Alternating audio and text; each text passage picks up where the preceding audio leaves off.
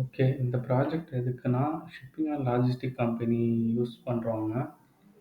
இதோட கோல் என்னன்னா, இப்போ வந்து கண்டெய்னர்லாம் ரென்டல் அமௌண்ட் வெளியில குடுப்பாங்க. இப்போ வெளில இருந்து மார்ஸ்க்கு, காஸ்ட்கோ அது மாரி கம்பெனிலேருந்து கண்டெய்னர் வாங்குவாங்க வெளியில இருந்து. அந்த கண்டெய்னர் குவான்டிட்டி 20 ஃபீட் இல்லன்னா 40 ஃபீட்ல இருக்கும். அந்த 20 ஃபீட் கண்டெய்னர், 40 ஃபீட் கண்டெய்னர் வந்து வெளியில வந்து அவங்க வந்து ரென்டலுக்கு விடுவாங்க. அது வந்து கொட்டேஷன் மேனேஜ்மென்ட்ல வந்துரும். கொட்டேஷன் மேனேஜ் பண்ணிப்பாங்க. நம்ம எவ்வளோக்கு வாங்குறோமோ, அத விட கொஞ்சம் ப்ராஃபிட் அமௌண்ட் வச்சு வெளில நம்ம இது பண்ணுவாங்க. ம்.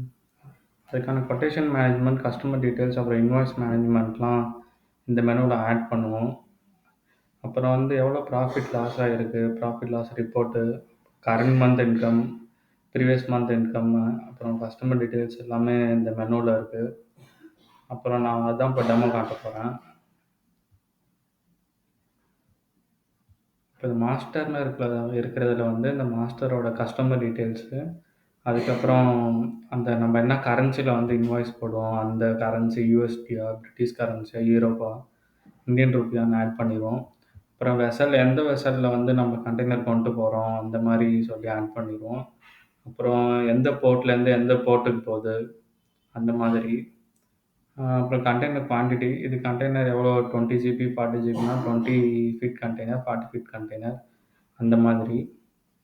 அப்புறம் பேக்கேஜ்னா நம்ம கண்டெய்னருக்குள்ள என்ன எடுத்துட்டு போறோம்னு சொல்லி ஆ ப உள்ள பேக்கேஜா இல்ல பேலட்ஸாவும் எடுத்துட்டு போவாங்க அந்த மாதிரி. ஆ கார்கோனா உள்ள என்னென்ன புக் எடுத்துட்டு போறோமோ, இப்போ பிரிண்டட் புக்ஸ் எடுத்துட்டு போலாம். இல்ல லேப்டாப்ஸ், கம்ப்யூட்டர்ஸ், இல்ல plate and structural props, granites அந்த மாதிரி எடுத்துட்டு போலாம். ஆ அப்புறம் வந்து ரிமார்க்ஸ். இப்போ ஏதோ பொருள் சேதமாயிடுச்சுன்னா, நம்ம வந்து ஆ எந்த பொறுப்பும் கிடையாது. அந்த மாரி சொல்லி நம்ம 10 ரிமார்க்ஸ் ஆட் பண்ணிறலாம். இதெல்லாம் இன்வாய்ஸ் எடுக்கிறப்ப நமக்கு வந்து கீழ வந்துரும். ரிமார்க்ஸ்ன்னு சொல்லி. அப்புறம் நம்ம பேங்க் டீட்டெயில்ஸ் ஆட் பண்ணிருவோம். ஓகே. இப்போ நான் கொட்டேஷன் மேனேஜ்மென்ட் மட்டும் எப்படி ரெடி பண்றதுன்னு சொல்றேன்.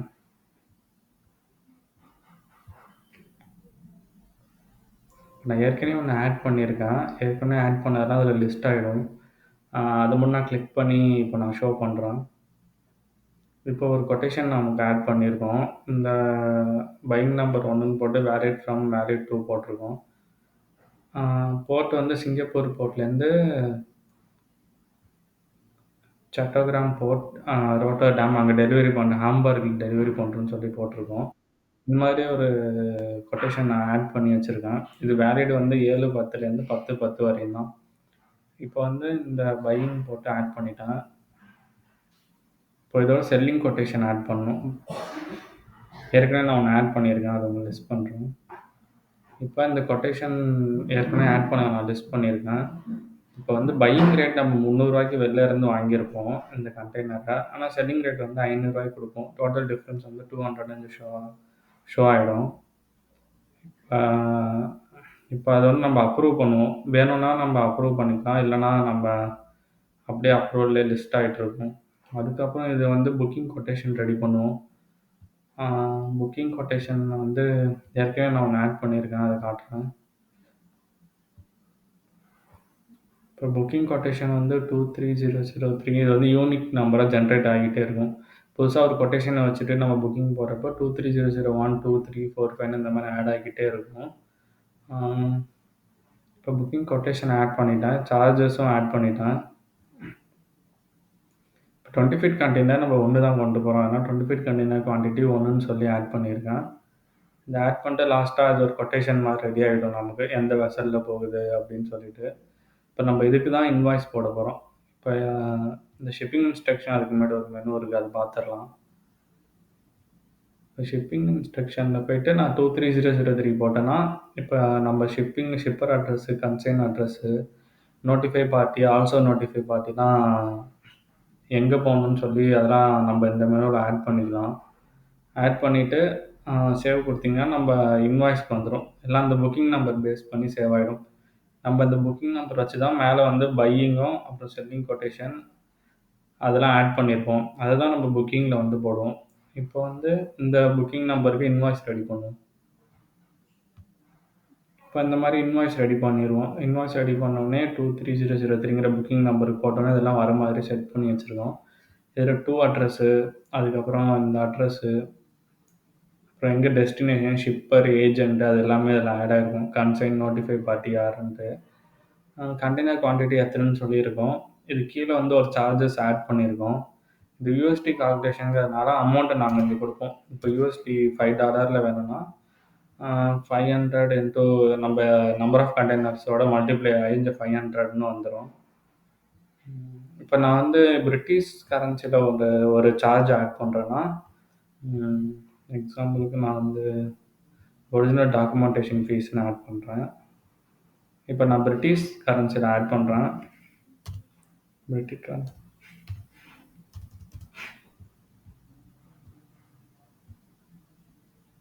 பிரிட்டிஷ் கரன்சியில் ஆட் பண்ணுறப்ப எனக்கு வந்து என்ன ஆகும்னா, இந்த 1000 இன்ட்டு இந்த எக்ஸ்சேஞ்ச் ரேட் இன்ட்டு 5ஓட மல்டிப்ளை ஆகி 5000ன்னு வந்துடும். இப்போ இந்த கொட்டேஷன் சேவ் பண்ணிவிட்டு நம்ம வந்து இன்வாய்ஸ் டவுன்லோட் பண்ணிக்கலாம். இந்த இன்வாய்ஸ் டவுன்லோட் ஆகிட்டுருக்கு.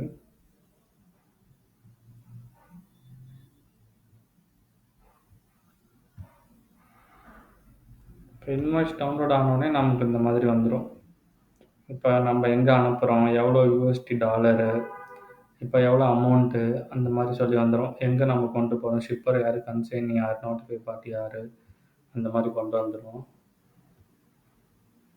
இப்போ நம்ம வந்து இன்வாய்ஸ் போட்டுட்டு அதுக்கப்புறம் கிரெடிட் நோட் ஆப்ரேஷன் ஒரு மெனு வச்சுருக்கோம். இப்போ இந்த புக்கிங் நம்பர் பேஸ் பண்ணி கிரெடிட் நோட் ஆப்ரேஷன் ஆட் பண்ணிக்கலாம். அவங்களுக்கு வேறு ஏதாச்சும் தேவைப்பட்டுச்சுன்னா இந்த சார்ஜஸ்ஸு அந்த மாதிரி நம்ம ஆட் பண்ணி அதே கொட்டேஷன் நம்ம புக்கிங் நம்பருக்கு நம்ம கொடுத்துடலாம். அவங்க வந்து என்ன இன்வாய்ஸ் நம்பர் வச்சுருக்காங்களோ அதுக்கு. அதுக்கப்புறம் வந்து இந்த இன்வாய்ஸ்லாம் வந்து கஸ்டமர் சென்ட் பண்ணி அவங்க ஓகேன்ட்டாங்கன்னா அப்ரூவ் பண்ணிடுவோம். அப்ரூவ் பண்ணதுக்கப்புறம் அதில் ஒரு அப்ரூவ்டுன்னு சொல்லி ஒரு மெனு வச்சுருப்போம். அதில் வந்து ஒரு பிடிஎஃப் டவுன்லோட் பண்ணுவோம். அதுக்கப்புறம் கிரெடிட் நோட், டெபிட் நோட்டுன்னு வச்சுருப்போம்.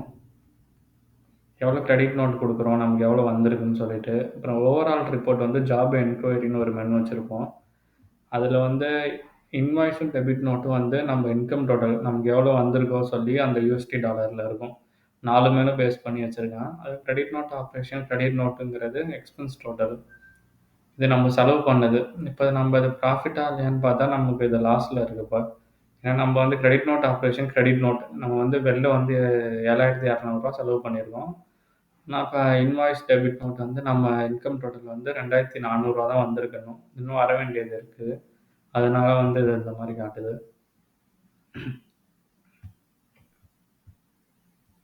அப்புறம் ஓவரால் ரிப்போர்ட்ஸ்ன்னு சொல்லி மெனு வச்சுருப்போம். Profit loss reports. ஜாப் க்ளோஸ்னா அந்த புக்கிங் நம்பர் வந்து க்ளோஸ் பண்ணுவோம். இப்போ க்ளோஸ் பண்ணிட்டோம்னா அப்ரூவ் பண்ணால் தான் நம்ம இந்த இடத்துல அந்த இன்வாய்ஸ் புக்கிங் நம்பர் பேஸ் பண்ணி தான் போட்டிருப்போம். அதை அப்ரூவ் பண்ணால் தான் நமக்கு ஜாப் க்ளோஸுங்கிற மெனுவில் காட்டும். இப்போ இந்த 23002ங்கிற புக்கிங் நம்பருக்கு வந்து யூஎஸ்டி வந்து 2400 வந்து நமக்கு இன்கம் டோட்டலு. Expense total 7200. இப்போ வந்து லாஸ்ட்டில் இருக்குது. கீழே பார்த்தீங்கன்னா ப்ராஃபிட்டில் இருக்குது. இந்த மாதிரி நிறையா புக்கிங் நம்பர்லாம் ஆட் பண்ணிகிட்டே வருவோம். அப்புறம் இதில் வந்து யூசர் சூப்பர் அட்மின் லாகின் பண்ணுறவங்க யூசர் ஆட் பண்ணிக்கலாம். இப்போ வந்து நம்ம யாருக்காச்சும் ஒரு யூசர் நேம் க்ரியேட் பண்ணணும் பேஸ்ட் ஆன் மெனுஸ். இப்போ ஒரு சில யூசர் வந்து ஒரு சில மெனு தான் பார்க்கணும், எல்லாருக்கும் எல்லா மெனுவும் வேணாம். அந்த மாதிரினா நம்ம ரோல் பேஸ் பண்ணி மெனு க்ரியேட் பண்ணிக்கலாம். இப்போ எக்ஸாம்பிளுக்கு இப்போ ரோல் ஏன்னா இப்போ மாஸ்டர்னா ஒரு நிமிஷம் காட்டுறேன்.